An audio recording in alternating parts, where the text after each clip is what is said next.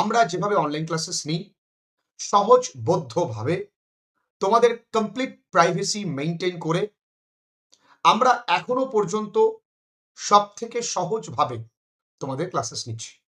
সপ্তাহে ২ টো ক্লাস তুমি পাচ্ছ, বুধবার দিন এবং রবিবার দিন। বিকেল ৪টে থেকে সন্ধ্যে ৬টার মধ্যে তুমি ক্লাসটা পেয়ে যাবে এবং তোমার কাছে ২৪ ঘন্টা সময় থাকবে সেই ক্লাসগুলো কমপ্লিট করার। যারা তোমরা নতুন ভর্তি হচ্ছ, যাদের সবে টনক নড়ছে, তাদের জন্য স্যার আগের ক্লাসগুলো কি পাবো না? একদম মনে করবে তোমরা যেন কোনো একটা অফলাইন টিউশন পড়তে গেছো।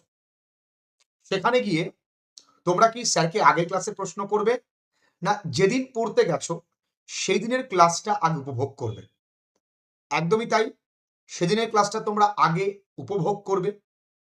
এক্ষেত্রে তারপর তোমার কাছে ব্যাকলগের ক্লাস কিন্তু পরপর ডে 1, ডে 2, ডে 3 করে তোমরা পাবে এবং সেখানে পিডিএফ লিংক অর্থাৎ ক্লাস ওয়াইজ নোটসও কিন্তু থাকে। আগামী দিনে আমরা আরো অনেক কিছু করবার এর সঙ্গে ইনক্লুড করবার চেষ্টা করছি।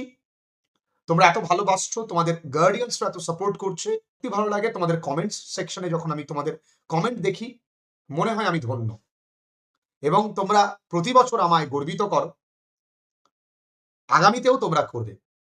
এবার বলি তাহলে ব্যাকলগ গুলো তুমি সেভাবে আগে পুরোনো ক্লাসটা করলে তারপরে ব্যাকলগ ক্লিয়ার করবে। এখানে অবশ্যই তোমাদের সতর্কীকরণ, কখনো মোবাইল ফোন একা ক্লাস করবে না। মোবাইল ফোন নিয়ে তোমার সঙ্গে যেন তোমার বাবা অথবা মা থাকে। তুমি ক্লাসটা করবার সময় তোমার যদি কোনো ডাউটস হয় সুন্দর একটি খাতায় লেখো, সেগুলো আমাকে ছবি তুলে তুমি পাঠিয়ে দাও। যেমন এই দেখো, এখানে যার যেটা ডাউটস আছে সে সেটা কিন্তু দেখো হাতের লেখা যেমনই হোক সুন্দর করে আমার কাছে পাঠিয়ে দিয়েছে প্রত্যেকের ডাউটস। ইভেন এই বোর্ডে আমি কি লিখেছি সে লাইনটাও সে বুঝতে পারছে না, তো সেটাও কিন্তু সে আমাকে পাঠিয়ে দিয়েছে। প্রত্যেকের ডাউটস এখানে কিন্তু 1 বাই 1 আছে। যদিও এটা ক্লাস 12 দের, ক্লাস 11 দের ডাউটস এই অবধি, ক্লাস 11 দের ডাউটস এই পর্যন্তই। ক্লাসগুলো করো, দেখো ক্লাস 11 ক্লাস 12 দের ডাউটস দেখো কত। ওরা ক্লাস করে, ক্লাস করবার পরেই ডাউটসটা তৈরি হয় এবং তাদের প্রশ্ন করার ধরনটা দেখো। স্যার এটাতে যেগুলো নিচে পেন্সিল দিয়ে আন্ডারলাইন করা আছে ওগুলোর মানেগুলো জানি না, আর আমাকে উত্তরগুলো বলার সাথে সাথে অন্যগুলো কেন হবে না এটা একটু বুঝিয়ে দেবেন। আর নিচে ডিসডেইনফুল এটার মানেটাও জানি না, তো ওটাও লেখা আছে। কি সুন্দর। নমস্কার স্যার, আমি আপনার ক্লাস 12 এর ক্লাসের ছাত্র, আমি দ্য বেড গল্প থেকে একটা প্রশ্নের উত্তর বুঝতে পারছি না। এইভাবে কমপ্লিট ডেকোরাম মেইনটেইন করে তুমি কিন্তু প্রশ্ন করছো এবং আমি তোমাদেরকে সেটা লাইভ ক্লাসে জানিয়ে দিচ্ছি। যদি সম্ভব হয় আমি তোমাকে সরাসরি সেইখানে মেসেজের মাধ্যমেই বলে দিচ্ছি। এর থেকে সহজ পন্থা আমার তো জানা নেই, বাকিটা তোমাদের। তাহলে তোমরা কি কি প্রশ্ন করেছো আমার এই বিগত কয়েকদিন ক্লাসে সেটা আমি তোমাদেরকে বলি। তাছাড়া কিছু প্রশ্ন আমি অলরেডি বলেই দিয়েছি। দেখো এই যে তোমাদের পরীক্ষার প্রশ্ন, এই যে তোমাদের পরীক্ষার প্রশ্ন, অফলাইন ক্লাসদেরও পরীক্ষার প্রশ্ন এবং তার সঙ্গে তোমাদেরও গতকাল আমি বলে দিয়েছি গত ক্লাসে তোমাদের আগামীকাল অর্থাৎ আগামী রোববার দিন পরীক্ষা নেব, সেই কোশ্চেনটা আমি তোমাদেরকে পাঠিয়ে দেবো। আচ্ছা, আমার স্টুডেন্ট প্রশ্ন করেছে স্যার মেটাফোর আর অ্যালিউশনের মধ্যে তফাৎটা কি? মেটাফোর অ্যালিউশনের মধ্যে আমি ওকে উত্তরটা দিয়ে দিয়েছি, যদিও সে আমাকে বলছে, আমি উত্তর দিতে দেখো মেটাফোর মানে তুলনা, যেখানে কিনা লাইক বা অ্যাস কথাটি থাকবে না। আর অ্যালিউশন মানে কোনো বিখ্যাত ব্যক্তি, ঘটনা, স্থান, ইতিহাস, সাহিত্যকর্মের প্রতি পরোক্ষ নট প্রত্যক্ষ পরোক্ষ ইঙ্গিত, রেফারেন্স বা ইঙ্গিত থাকে, কাউকে বা কিছুকে মনে করিয়ার ধরনের সম্পর্ক। তা অ্যালিউশনের মেটাফোরের মধ্যে তফাৎ, দুটো ফিগার অফ স্পিচ খুব সুন্দর করে আমি তোমাদেরকে বুঝিয়েছি ফিগার অফ স্পিচ সম্পর্কে। ঠিক আছে, ওকে। এরপর ships, tower, domes, theatres. Sir এখানে ডোমস মানেটা কি? তোমরা আমাকে প্রশ্ন করেছো যে স্যার এখানে ডোমস মানেটা কি। দেখো ডোমস মানে অবশ্যই খেয়াল রাখবে the dome of Saint Paul cathedral, এটা খেয়াল রাখবে, the dome of Saint Paul cathedral. আচ্ছা এই অ্যাবে কথার অর্থ মঠ বা পীঠস্থান। ঠিক আছে স্যার, আমি শুভেন্দু। শুভেন্দু তুমি নিশ্চয়ই তোমার প্রশ্নটা বুঝতে পেরেছো। দেখো ক্লাস খুব সহজবোধ্য, যদি কেউ ক্লাসটা ঠিক করে করতে পারে তার আর কিচ্ছুটি প্রয়োজন হয় না, শুধু প্রয়োজন ক্লাসটা করা। তুমি যে অর্থটুকু আমায় দিয়েছো সেই অর্থের জন্য আমি জিজান লাগিয়ে তোমার জন্য খাটবো, কিন্তু যদি তোমার স্মরণ না ঘটে, আমি যতই তোমায় ঠেলি, তোমার কিন্তু কার্য সাধন হবে না। তুমি মন দিয়ে একবার নিজেকে প্রশ্ন করো শোনা, যে স্যার যদি তোমায় মোটিভেট করে, তার থেকে বেশি গুরুত্ব তুমি নিজেকে মোটিভেট করো। আজ আমি কল্যাণী একটি হাসপাতালে গিয়েছিলাম, আমার শরীরটা একটু খারাপ, সেই সুবাদে হাসপাতালে একটি প্যারামেডিক্যাল স্টুডেন্ট হাসপাতাল গেটেই তার সঙ্গে আমার দেখা, স্যার আমি আপনার অমুক সালে এই রকম ব্যাচে ছিলাম। ওই ছেলেটি পরিশ্রম করে, বাড়ি তার বীরভূম, সে এখানে হোস্টেলে থাকে, পড়াশুনো করে, নিজের জীবনটাকে পূর্ণভাবে তৈরি করছে। এরা পরিশ্রম করে, এরা ভাবে না আমরা কি পরিমাণ শো অফ করতে পারছি, লাক্সারি লাইফ দেখাতে পারছি। ওরা লাক্সারিয়াস লাইফের প্রতি তারা পরিশ্রম করে করে এগিয়ে যাচ্ছে। এই পরিমাণ পরিশ্রম তুমি নিজেকে করতে দিতে পারবে? একবার প্রশ্ন করে দেখো নিজেকে। আমার কথায় মোটিভেট হইও না, তুমি তোমাকে নিজেকে মোটিভেট করো। তুমি কি হতে চাও সেটা তোমার পড়ার টেবিলের সামনে লিখে রাখো বাবুরা। ক্লাস যেন ব্যাকলগ পড়ে না থাকে। কেন পড়ে থাকবে? বাবা, অনেক ছেলেমেয়েরা অফলাইনে আসে, তারা শুধু বসে থাকে, আমার যদিও পারে না, কিন্তু আমার প্রশ্ন, প্রতিটা ছেলে মেয়ে, ওই পেছনের ভাইটাও আমার, ওই পেছনের বোনটাও আমার ছাত্র, আমার ছাত্রী, ওরাও ওদের বাবা মা পরিশ্রম করে আমায় অর্থ দেন। আমি তোমাদেরকে ঠকাতে পারবো না। তোমরা মন দিয়ে পরিশ্রম করো, আমার হোয়াটসঅ্যাপ নাম্বার খোলা থাকে, কোনো ক্লাসে ডাউট থাকলে তুমি করো। খুব সহজ প্রসেস বাবুরা, খুব সহজ প্রসেস। পরের প্রশ্নটা পড়ি, একটু নিজেকে নিয়ে ভাবো। দ্য লফুল ডিউক, এখানে লফুল ডিউকটা কে? ন্যায়সঙ্গত রাজা।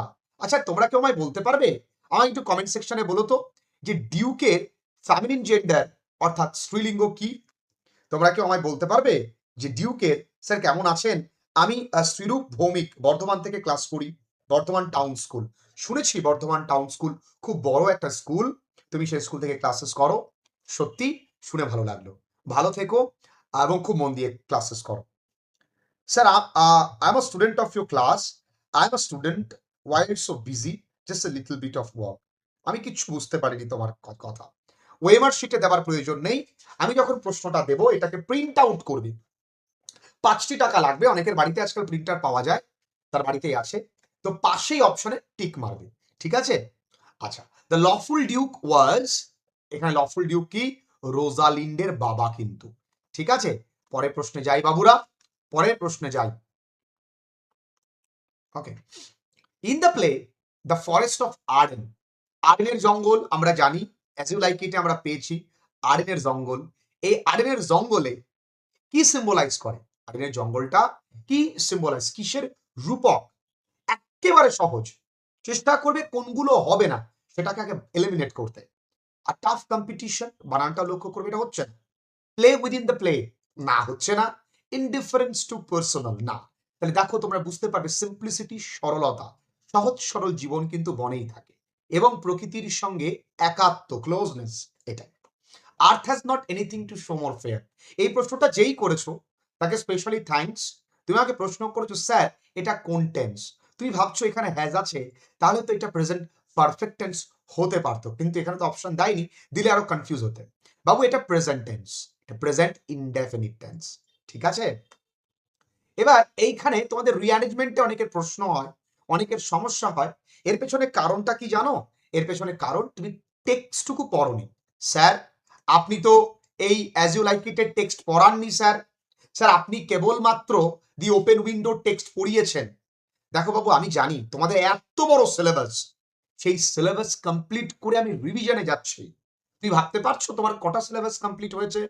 আমাদের কমপ্লিট হয়ে আমরা রিভিশনে যাব, আমরা আবারও রিভিশনে যাব এবং আরো ডিটেইলড পড়াশোনা করব, কারণ এখনো বহু ছেলেমেয়েরা নতুন ভর্তি হচ্ছে, এবং আজকে যে লাইভ ক্লাসটা করছি সেখানেও বহু স্টুডেন্ট আছে তারা নতুন, তাদের জন্য প্রসিজার আমি কিন্তু আগেই বলে দিয়েছি। আচ্ছা, এখানে যেটা হবে না সেটা হলো প্রথমেই দুদাগেরটা হবে, অর্থাৎ অর্থাৎ এই কাজটা আগে ওরল্যান্ডো ইন্ট্রোডিউসড করেছে নিজেকে as the son of sir Rowland de Boys. তাহলে এখানে যদি প্রথমেরটা দুদাগেরটা এক হয়, তাহলে উত্তর কোনটা হবে বলো তো বাবু? উত্তর হবে অপশন ডি। তাহলে আগে 2, তারপর 1, তারপর 3, তারপর 4, ঠিক আছে?